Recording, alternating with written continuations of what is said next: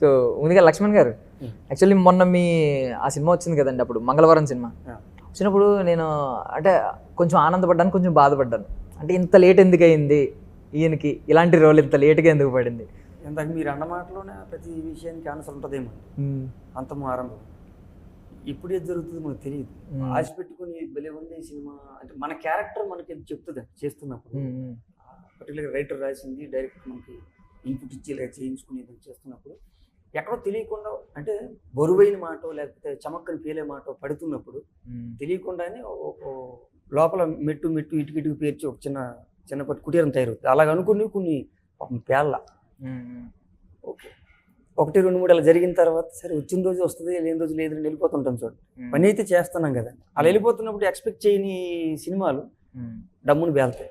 అట్లా పేరిన బొమ్మలు అయ్యి తప్పుని మంచి సినిమాలు మన ఆలోచనలు ఉన్నాయి, మనకు మంచి పేరు తెస్తాయి, జార్జ్ రెడ్డి లాంటి, వంగవీటి లాంటి అని ఆశపడతాం. ఇది ఎక్కడికో తీసుకెళ్తుంది మనల్ని.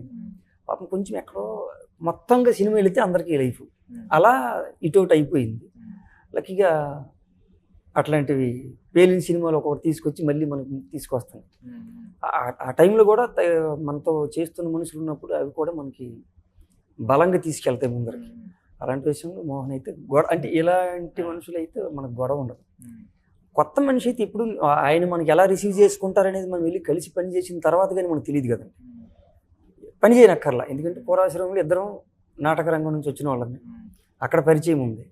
సభా వేదికలు మాట్లాడుతున్నప్పుడు గారు ఇలా మీరు ఇలా తగిలించాల్సి వస్తుంది, కానీ మామూలుగా అయితే వ్యవహారం వేరే ఉంటుంది. అలాంటి మనిషితో ప్రయాణం చేసినప్పుడు చేసేయచ్చు, కాలేసేయచ్చు, తోసుకుని వెళ్ళిపోవచ్చు. ఏమనుకుంటారో ఒకవేళ క్యారెక్టర్ నుండి ఇలాగంటే పరిస్థితి ఎలా ఉంటుందో డౌట్లు ఉంటాయి.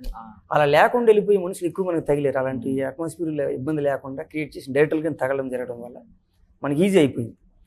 అట్లా కొన్ని తీసుకెళ్తుంటాయి. అలాంటి పరిస్థితుల్లో మోహన్ మనోడితో రెండోసారి అనుకోండి, మూడోదే కథానాయకుడికి మనోడు ఉంటే తనతో పాటు ఫ్రీగా సాగిపోతుంటాం కాబట్టి అలా వెళ్ళిపోతుంటుంది. అలాంటి అవకాశాలు ఉన్నప్పుడు ఇలాంటి ఇబ్బంది లేకుండా జరిగిపోయే వ్యవహారాలు జరుగుతాయి. ఇలాంటివి జనరల్గా అంటే మీకు పాటలు పాడే రోల్స్ ఇచ్చారు చాలా సినిమాల్లో, కొన్ని సినిమాల్లో అవి బాగా హైలైట్ అయింది. లైక్ RX-100 కావచ్చు, ఈవెన్ జార్జ్ రెడ్డిలో కూడా మీరు పాటలు పాడారు. సంథింగ్ ఒక 2-3 లైన్స్ సంథింగ్, అంటే సీరియస్ పాటలు కాదు, మాట్లాడుతూ పాటలు పాడుతూ ఉంటారు కదా బ్యాక్గ్రౌండ్ సరదాగా వేలుతో సంథింగ్ పోయమ్స్ లాంటివి ఇలాంటివి చెప్తూ.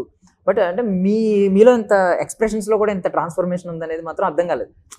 ఇంత ఎక్స్ప్రెసివ్గా ఉంటారనే విషయం మాత్రం మంగళవారంలో ఆ లాస్ట్ షాట్ ఉంటుంది చూడండి, అప్పుడు తెలిసిందనమాట. అమ్మో ఈయన చాలా ఎక్స్ప్రెసివ్, కరెక్ట్ టైం. మనకు ఆ టైంలో అందరూ తింటారండి, తినే వాళ్ళకి పెట్టేవాడు దొరకాలి. పెట్టేటప్పుడు పరిపూర్ణంగా పెట్టేటప్పుడు ఉండదు, ఒకసారి అరకొరకు దొరుకుతూ ఉంటుంది పరిస్థితి. అది దొరికినప్పుడు మనం తినగలిగిన ఆ క్షణానికి పొరపాటున అనేజీకి పట్టు ఉందనుకోండి, తినలేం.